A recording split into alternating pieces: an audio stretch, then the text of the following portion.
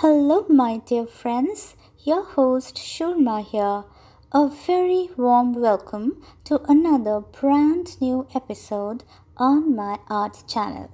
Today, I'm going to share with you how to paint pink roses on stripes. And I'm totally excited about this project, and I'm sure you are too. So, let's get started. Here is the list of supplies which I would be using for today's painting. Let's begin with chapter 1, that is planning the background for the floral painting. Now I have two elements with me. The first one is a side folding card base, and it is around 4.1 by 5.5 inches. The next is a white watercolor piece of paper, and it is 3.2 inches by 5 inches in size. I went ahead and created a striped background on the white watercolor piece of paper with the help of a very interesting stencil which you see over here right now. In my previous art tutorials, I've already shared a whole lot of techniques for creating such backgrounds, and if you would like to know more about it, then please click on the link which appears on the right hand corner of this particular screen, and it will lead you to one such tutorial. Let's move on to chapter number 2, that is creating the pink rose, and here comes the palette.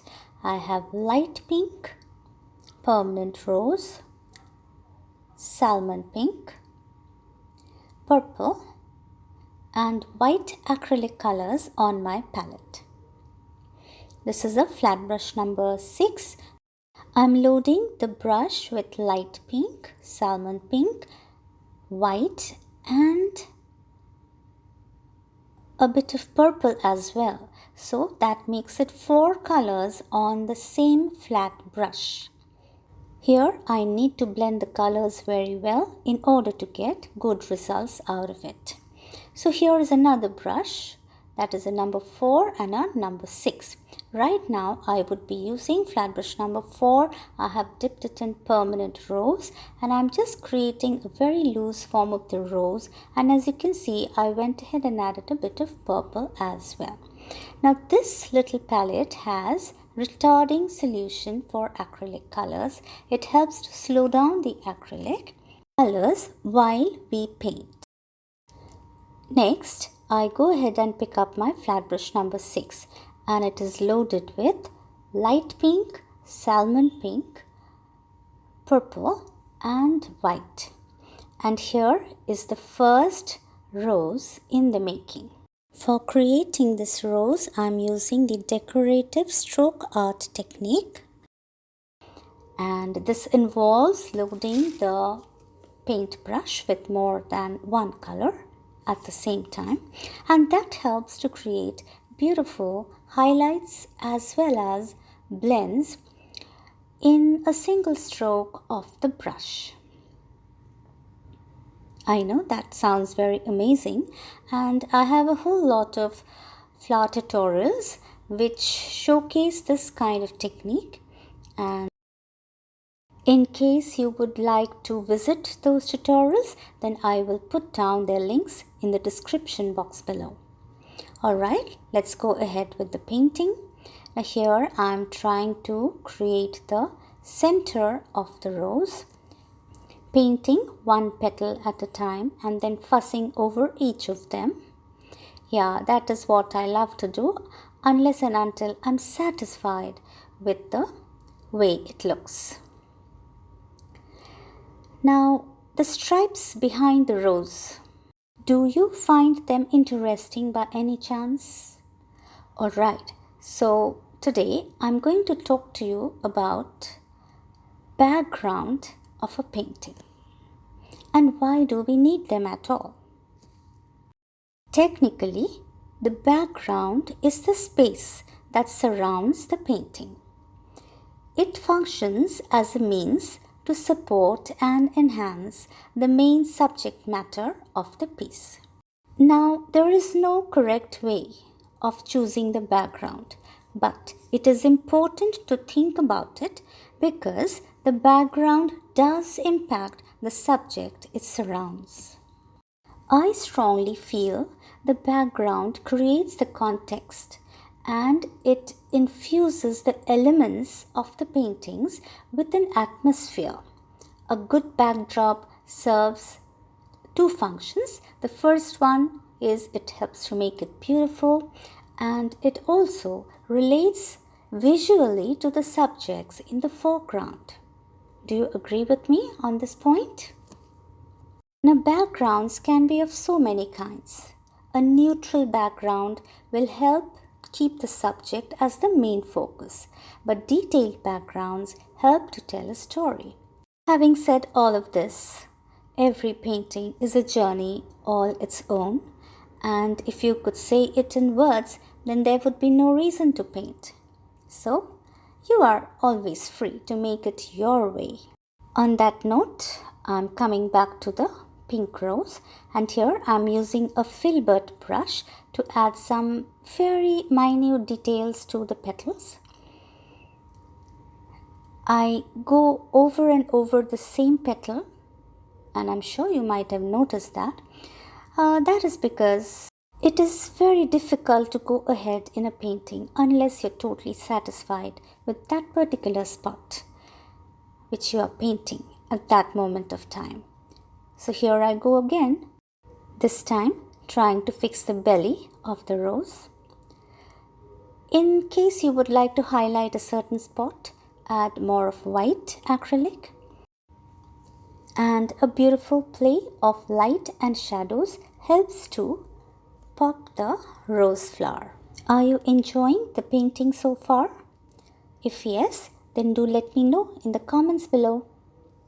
Well, now I'm using a liner brush and I have loads of white acrylic on it, and I'm trying to highlight the edges of certain petals. This is the point when the rose starts looking realistic to some extent. More three-dimensional, I mean to say. And I'm not sure if it is actually showing up here, but it does seem to pop out of the paper after I added those bold white edges to the petal. I would like to have the rose belly more rounded, so I'm trying to use all the tricks which I have up my sleeve.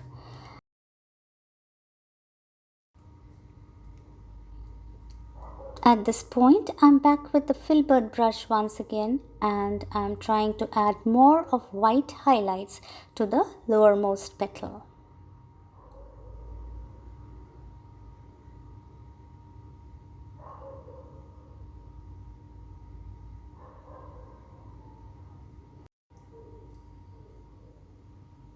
That is permanent rose acrylic color which I've added on to the white, and I'm trying to blend them.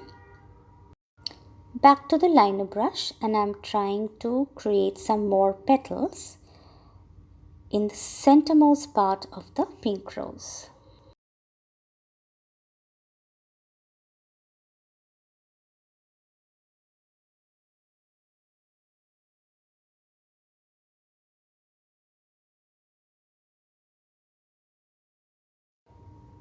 There you go, the focal pink rose is ready.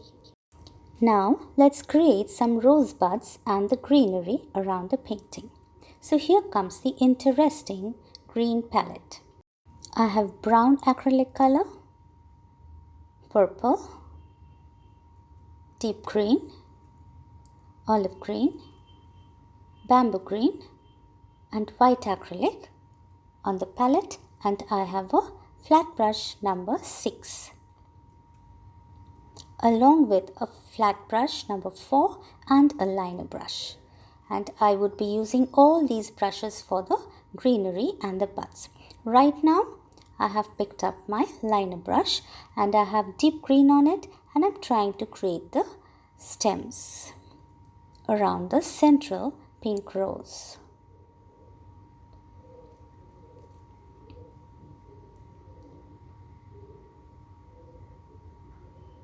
Once I'm happy with the position of the stems, I go ahead and make them a little more darker.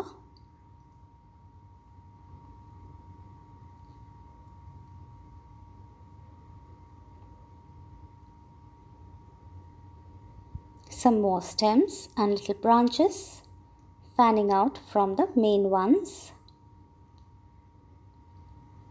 You need not fill up the entire painting with branches and leaves. We need to have some blank spaces too. Alright, it's time for some buds. So I'm back to the flat brush number 4 and I have pink and white on it and I'm creating little rose buds.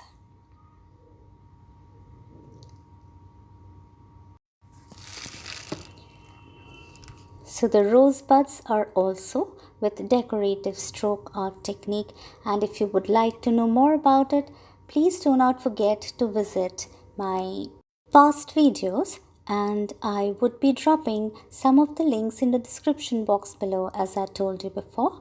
So please have a look and I'm sure you will like them too. Here I am creating some pretty leaves with the help of a flat brush number 6, and I have olive green, bamboo green and deep green on it. Certain places I also go ahead and add a bit of purple like so.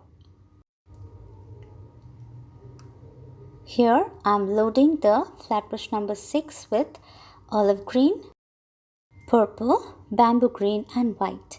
And do you see that awesome texture? It really is helping to make the leaves more interesting to look at.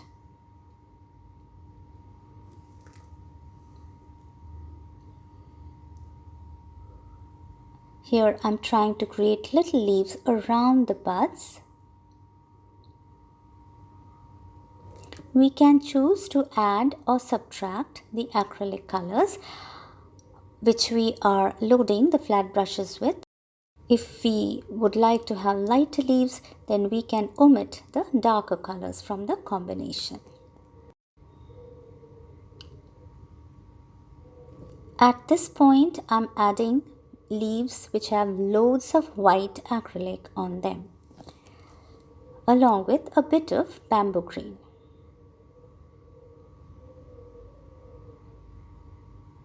These are just bamboo green on a flat brush number 4, and those create some bright spots in the painting.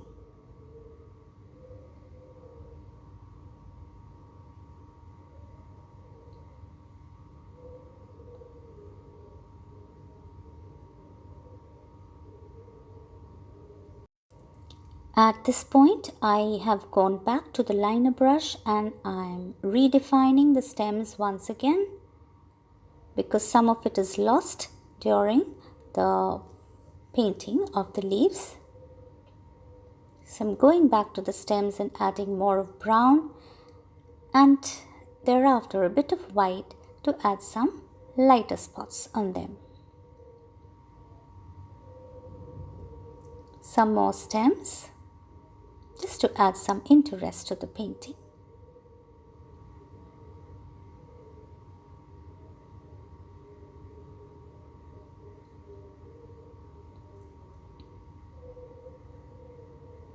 Little vines here and there.